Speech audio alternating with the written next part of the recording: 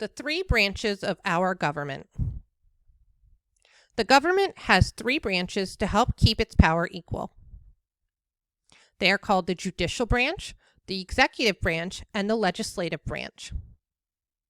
The judicial branch is led by the Supreme Court. The Supreme Court has 9 judges who make sure that people follow the laws of the land. This law is our Constitution. They make sure everyone follows the laws. Even the president has to follow the laws in the Constitution. The Supreme Court also helps to make sure all the laws are following the Constitution. The executive branch is led by the United States President. The president is voted into office by the entire country. The president can make many decisions. They can veto or say no to laws written by Congress. The executive branch also chooses judges for the Supreme Court.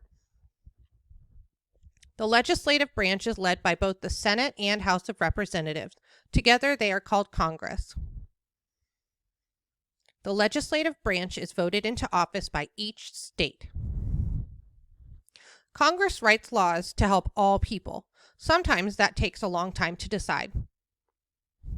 The legislative branch also gives the final vote to judges chosen for the Supreme Court. They help to make sure the president has chosen a good judge for the country. All three branches of government help and balance each other. That way, no one group can make all the decisions.